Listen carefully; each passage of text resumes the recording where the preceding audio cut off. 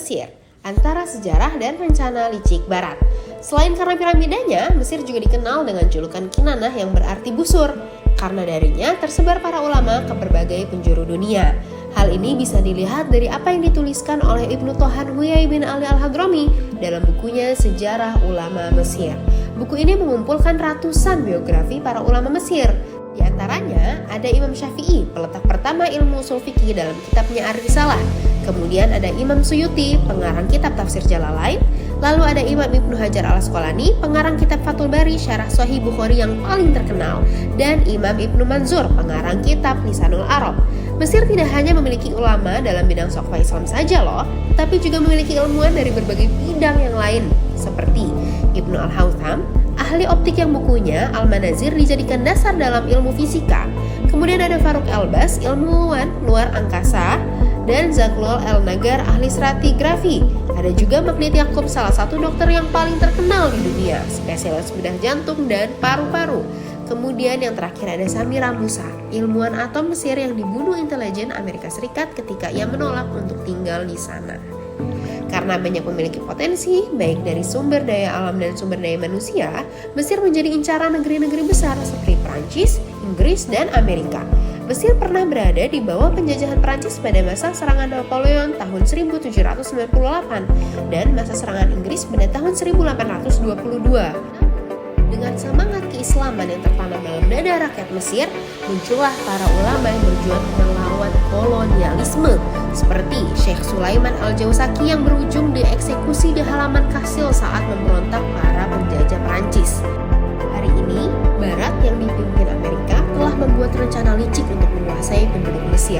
Berikut 5 cara licik Barat untuk menguasai penduduk Mesir dan mencegahnya dari kebangkitan yang benar. Pertama, penyesatan pemikiran dan politik. Barat menyesatkan pemikiran rakyat Mesir dengan cara terus menuduh bahwa kelompok-kelompok Islam adalah penyebab krisis yang menimpa mereka.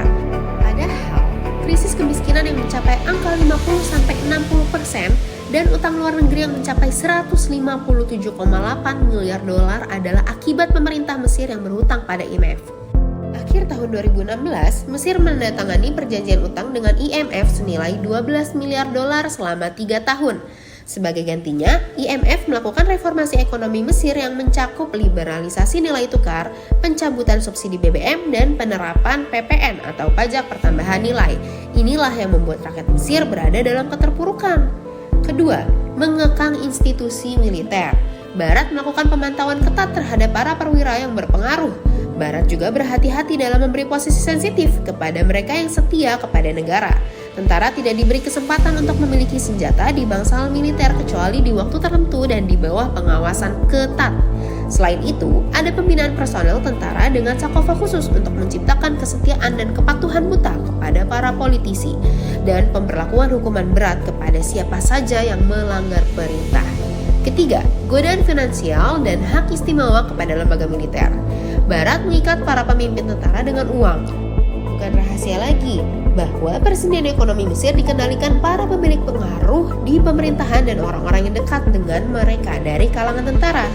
Penulis Abdurrahman An-Najjar menuliskan dalam sebuah artikel bahwa ada 3 lembaga ekonomi khusus yang cabangnya dikelola oleh Kementerian Pertahanan, yaitu Organisasi Proyek Layanan Nasional, Organisasi Arab untuk Industrialisasi, dan Organisasi Nasional untuk Produksi Militer.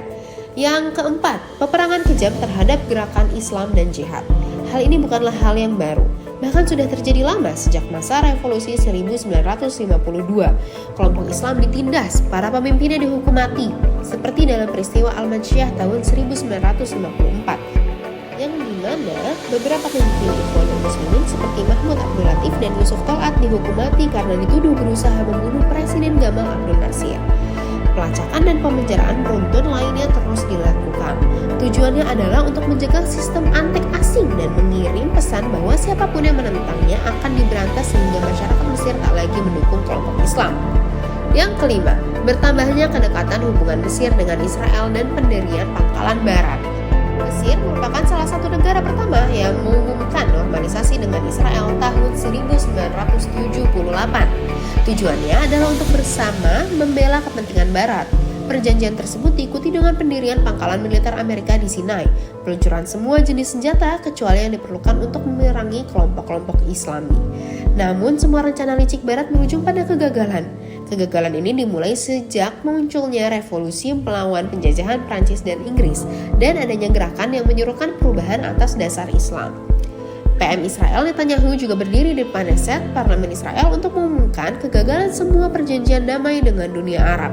Dia mengatakan pada peringatan ke-40 penandatanganan perjanjian Camp David, "Kami telah berhasil menandatangani perjanjian damai dengan pemerintah, tetapi kami gagal menemukan perdamaian dengan masyarakat." Hal ini mengingatkan kita tentang beberapa hakikat terkait Mesir. Yang pertama, masyarakat Mesir mencintai Islam. Mereka tulus berkorban untuk Islam sepanjang masa. Banyak lahir pemimpin dan pahlawan yang tidak ada bandingnya, seperti Is bin Abdul Salam, Baibar, Saifuddin Al-Qutus, Al-Ashraf Khalil bin Al-Qalawun, dan juga para ulama-ulama Al-Azhar Asy-Syarif yang tegas membela Islam. Meski kezaliman, penindasan, pendudukan, serta upaya penahanan menimpa mereka, kecintaan mereka terhadap Islam tidak berubah.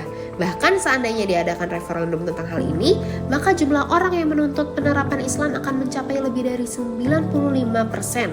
Tak heran jika Mesir diberi nama Kinanah atau busur, karena Mesir merupakan busur Allah sejak dulu hingga nanti dengan adanya para pemimpin revolusioner Islam dan kaum muslimin.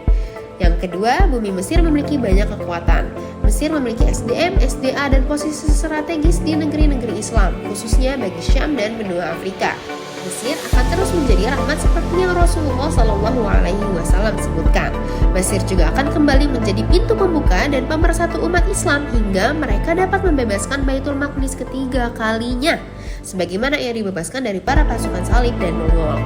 Maka mari lanjutkan doa agar Allah mewujudkan hal tersebut dalam waktu dekat.